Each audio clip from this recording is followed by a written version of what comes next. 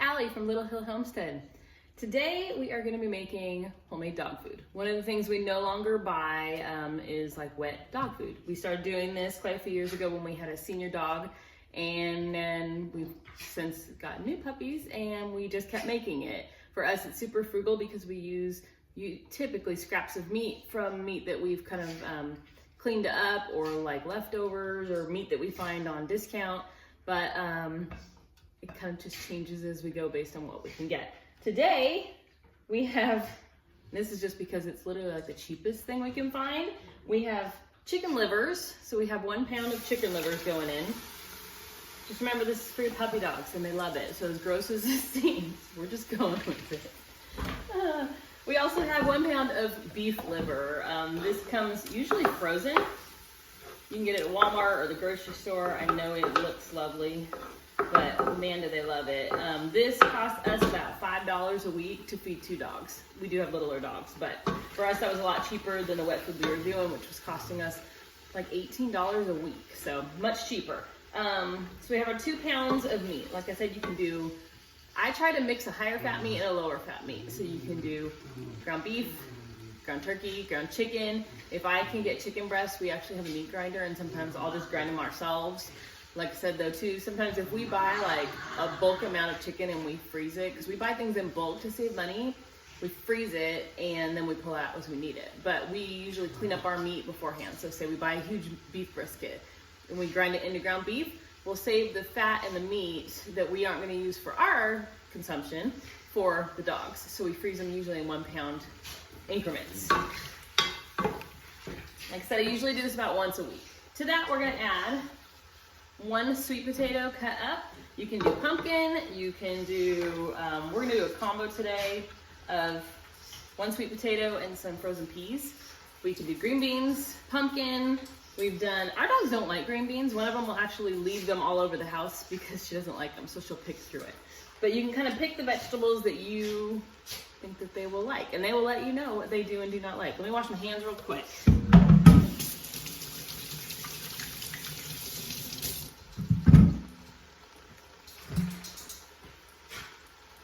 Okay, so we're adding frozen peas to ours this time. It's like, these are like, what are they, like 85 cents at Walmart for this bag, and I use not quite half of it. We're gonna have fried rice for dinner tonight, and so we're actually gonna use a bunch of it in that, so.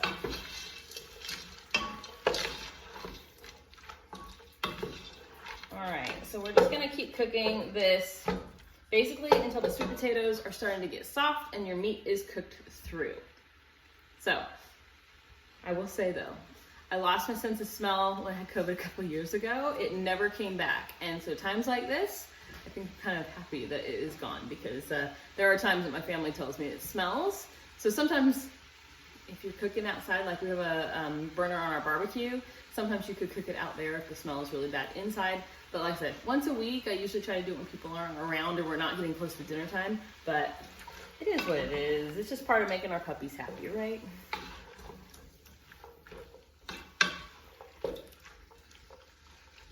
So I just have this on high. Like I said, we're just gonna keep going with it. So far we have 2 pounds of meat and 2 vegetables of your choice. The only things I would totally avoid are definitely onions, because dogs can't handle onions.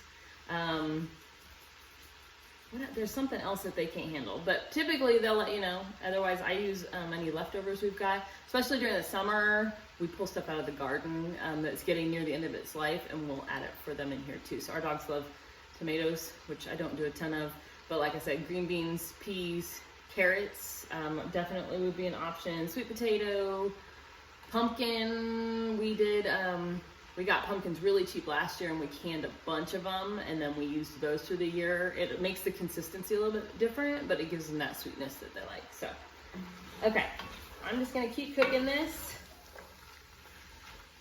until, like I said, our meat starts to cook down a little. You can kind of see the meat's cooking. It kind of looks like shepherd's pie, I'm not gonna lie. Like, we always laugh because honestly, any human could eat the same food as our dogs. And unfortunately with the American diet, some people do eat worse than our dogs. Our dogs eat pretty well. Speaking of, there's Ruger right there. But Okay, I'm gonna come back in about 4 more minutes after this has cooked down a little bit. Then I'm not just sitting here jabbing your ear off. Or we could sing. No, I'm not gonna sing for you guys. I'm totally kidding. Totally kidding. Maybe eventually. Have you seen My Drunk Kitchen? Do you remember that one from like 10 years ago? We could do an episode of that. That'd be fun too. But we're not going to, because again, I'm already ridiculous enough. Let's be real. Okay. So, I'm gonna let this cook down for like 3 or 4 more minutes until the meat is totally cooked through. If you do ground meat, I try to leave it in bigger chunks. That's what my pups tend to like. The other thing you can use to break down your meat is one of these. They even have them at dollar stores now. We use that for our ground beef and stuff. We've had the same one forever. These are awesome. If you don't have one and you do a lot of ground meat, definitely, definitely would pick one up. But anyways, if I want to break up the meat, I'm gonna hit that. I mean, on liver especially, it works really well because liver's kind of, liver's a weird texture. Let's be real. Like my brother loves liver. We grew up eating liver, but I just can't. There's not enough ketchup in the world or grilled onions to cover up the taste of it. But I don't know. To each his own, right? Because I know a lot of people really enjoy it. But like I said, for $2 a pound, I'm all about it.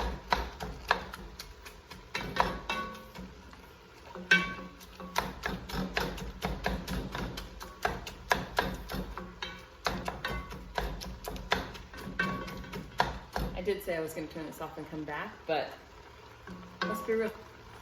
I like to say that a lot, don't I? I'm going to make you guys stay here with me and cook the whole thing in one swoop, so then I can just upload it and I don't have to edit it a million times.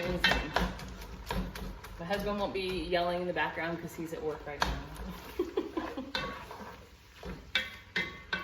Which I love him. We've been married for almost 26, 27 years.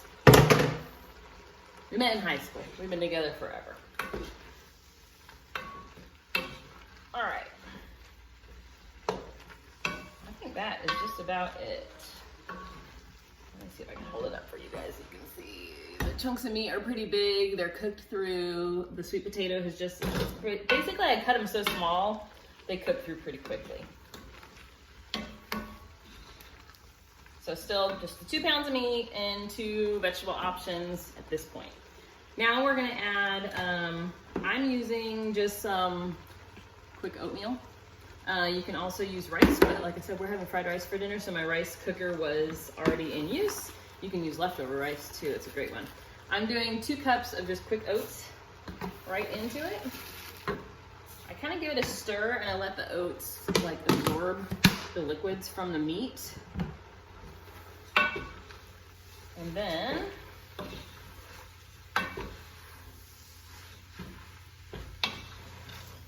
we're gonna add to that. Right now, it's not gonna cook the oatmeal so far, it's just in there. We need 2 cups of just tap water going in. If this was for us to eat and not my puppy dogs, I would use our Berkey water. We have a Berkey water filter. We've had it for quite a few years now. And anytime we're making anything for us, if it's iced tea, my tea in the morning, if we are cooking recipes, we use our Berkey water filter. It's just our personal preference, but. Okay. So I use quick oats because it's gonna absorb that water, and quick oats can cook in, honestly, like a minute or 2 and they'll be totally done.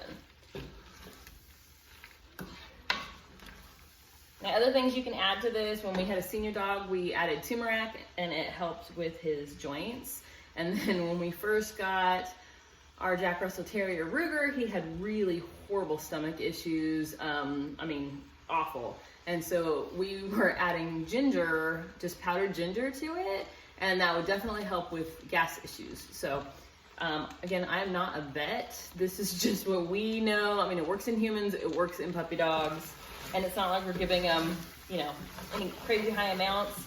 You do what works best for your pup. I know a lot of dogs can't do chicken, and some can't do beef, some can't do pork.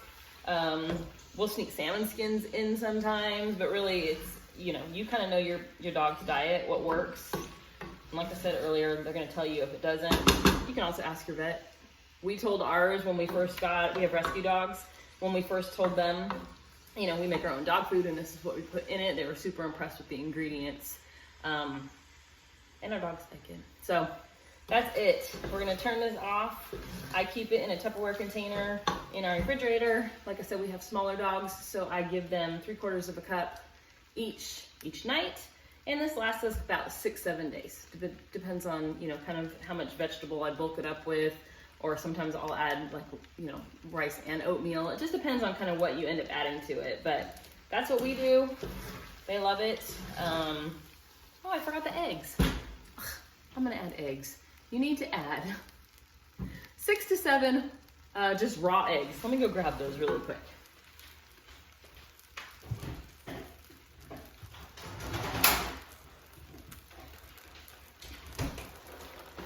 There was something missing. Luckily these cook really quick. So I'm just gonna make a well in the middle. I'm gonna use this gross liver container and I'm just gonna start cracking. And dogs can eat eggshells if you grind them up. We have one that didn't mind and we had one that refused to eat it when we did it. So there's 5, there's 6, 7, and these eggs are just about the end of their life, so we're gonna do 8. But there we go. We'll just swirl it up and those will scramble right in because it's so hot.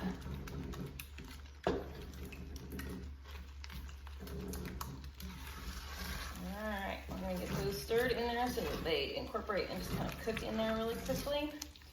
The other thing you can do if you have eggs that are getting close to expiration, you can pop them into a muffin tin, 1 per little muffin area, and then freeze them in your freezer. Then pull them out, pop them out of your muffin tin. If you put them in a little bit of hot water on the bottom, they'll pop right out. And keep those in a Ziploc. And then we use that in here all the time. Usually we go through our eggs, but like when we had chickens, we had tons of eggs. We didn't know what to do with. So we would do frozen eggs. And they work really great in baking, stuff like dog food. I would not cook them and just like fry them up. You can, but the consistency changes just a little. So for dog food or recipes, they're fine. All right, that's it.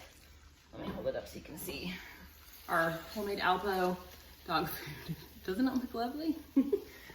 Well, I wouldn't be totally excited to eat this, but they love it. And I will put a couple variations of how we make this below in the description. But this is something we no longer buy.